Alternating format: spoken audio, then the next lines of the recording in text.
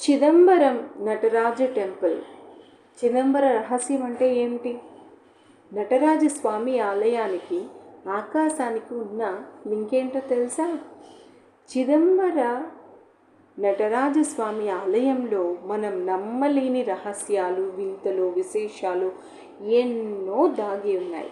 అంతేకాదు, పరమేశ్వరుడు నటరాజు రూపంలో దర్శనమిచ్చే ఏకైక దేవాలయం ఇదొక్కటే.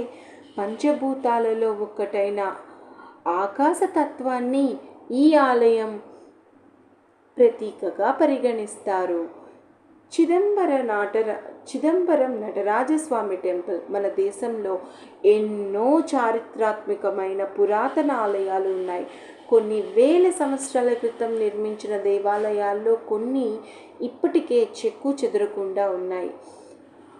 ఇందులోనూ దక్షిణ భారతంలో ఉండే ఆలయాలకు అత్యద్భుతమైన ప్రత్యేకతలు ఉన్నాయి. అంతేకాదు, చాలా దేవాలయాల్లో ఇప్పటికీ కొన్ని విషయాలు మిస్టరీగానే మిగిలిపోయాయి.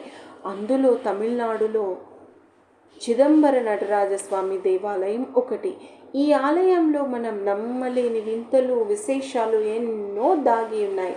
అంతేకాదు, పరమేశ్వరుడు నటరాజు రూపంలో దర్శనమిచ్చే ఏకైక దేవాలయం ఇదొక్కటే.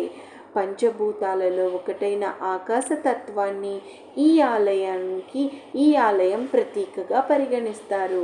ఈ ఆలయానికి సంబంధించిన రహస్యాలు శాశ్వతంగా ఉండిపోవచ్చు, కానీ ఈ దేవాలయానికి సంబంధించిన సంపద గురించి మరికొన్ని రోజుల్లో తేలిపోనున్నది. ఎందుకంటే ఈ గుడిలోని సంపదను లెక్కించేందుకు దేవాలయానికి సంబంధించిన దీక్షిత వర్గ వారు లెక్కించేందుకు ఒప్పుకున్నారు. ఇదిలా ఉండగా ఈ ఆలయానికి సంబంధించిన కొన్ని నమ్మలేని నిజాల గురించి ఇప్పుడు తెలుసుకుందామా? అసలు చిదంబరం అంటే ఏంటి? తమిళనాడు రాష్ట్రంలో కడలూరు జిల్లాలో ఉండే చిదంబరం పేరు చెప్పగానే ప్రతి ఒక్కరికి టక్కున గుర్తొచ్చే పేరు నటరాజస్వామి ఆలయం, అంతే కదండి. చిదంబరం అంటే ఆకాశలింగం అని అర్థం. ఈ దేవాలయంలో మహాశివుడు నటరాజస్వామి రూపంలో దర్శనమిస్తాడు. పంచభూతాలంటే భూమి, ఆకాశం, గాలి, నీరు, అగ్ని అన్న విషయం మనందరికీ తెలిసిందే. వీటిలో ఆకాశానికి ప్రతీకగా చిదంబరాన్ని పరిగణిస్తారు. శ్రీకాళహస్తిని వాయువుకు ప్రతీకగా, కంచిలోని ఏకాంబరేశ్వరుడిని భూమికి ప్రతీకగా చెబుతారు. మరియు మరో విచిత్రం ఏమిటంటే ఈ మూడు దేవాలయాలు ఒకే రేఖాంశం మీద ఉంటాయి. శాస్త్రీయ పరంగా 79 డిగ్రీల 41 నిమిషాల రేఖాంశం ఉన్నట్లు నిర్ధారణ అయ్యింది. ఈ ఆశ్చర్యకరమైన వాస్తవాన్ని శాస్త్రవేత్తలు కూడా ధృవీకరించారు. శివోహం భవ అంటే ఈ ఆలయంలోని గర్భాలయంలో వెనుక భాగంలో ఓ చక్రం ఉంటుంది. దానికి ముందు భాగంలో బంగారం బిల్వపత్రాలు వేలాడుతూ కనిపిస్తాయి. అయితే వీటిని భక్తులకు కనపడకుండా ఓ తెరను అడ్డుగా ఉంచుతారు అక్కడి పూజారులు. అయితే ప్రత్యేకమైన సందర్భాల్లో మాత్రం భక్తులకు ఆ తెరను తీసేసి భక్తులకు చూపిస్తారు. ఈ ప్రదేశాన్ని శివోహం భవ అంటారు. శివ అంటే దైవం, అహం అంటే మనం. మన మనసు దైవంలో ఏకమయ్యే ప్రదేశం అని అర్థం. ఏ రూపం లేకుండా అజ్ఞానాన్ని తొలగించుకుంటూ దైవ సన్నిధి అనుభూతి చెందటమే ఈ పుణ్యక్షేత్రం యొక్క ప్రాశస్త్యం. అది చిదంబర రహస్యం అని పండితులు చెబుతున్నారు. మన వెనకే వచ్చే గోపురం.